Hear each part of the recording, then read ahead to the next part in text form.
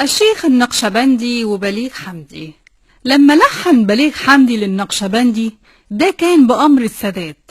اللقاء بين الموسيقار بليغ حمدي والشيخ سيد النقشبندي كان عام 1972 لما كان السادات بيحتفل بخطوبة واحدة من بناته في القناطر الخيرية، وكان النقشبندي موجود في الاحتفال، وكان ليه فقرة رئيسية في الاحتفال، وكان حاضر الاحتفال الملحن بليغ حمدي. الإذاعي الراحل وجدي الحكيم قال عن اللقاء ده إن السادات قال لبليغ حمدي عاوز أسمعك مع النقشبندي، وقال للحكيم افتح استوديوهات الإذاعة ليهم عشان يسجلوا لنا حاجة. ولما سمع النقشبندي الكلام ده وافق، بس كان محرج. كان محرج ليه بقى؟ تعالوا نعرف. النقشبندي كلم وجدي الحكيم وقال له ما ينفعش أنشد على ألحان بليغ الراقصة. إزاي يعني؟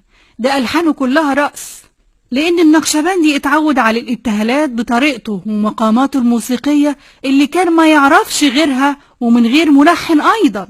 وكان في اعتقاد للشيخ النقشبندي إن اللحن سيفسد حالة الخشوع أثناء الابتهال، وعشان كده كان رد الشيخ النقشبندي على آخر الزمن يا وجدي هغني. وطلب الشيخ الجليل من الحكيم الاعتذار لبليغ، ولكن الحكيم قدر يقنعه وقال له اسمع الألحان الأول مع بليغ وبعدين احكم. وخدوا على استوديوهات الإذاعة واتفق معاه انه هيسيبه مع بليغ نص ساعة على شرط ان يكون في بينهم إشارة أو علامة يعرف منها الحكيم إذا كان النقشبندي موافق على ألحان بليغ وعجبته ولا لا. وبالفعل وجدي الحكيم قدر يعرف بالإشارة اللي كان متفق عليها مع الشيخ النقشبندي انه هيوافق انه ينشد على ألحان بليغ حمدي.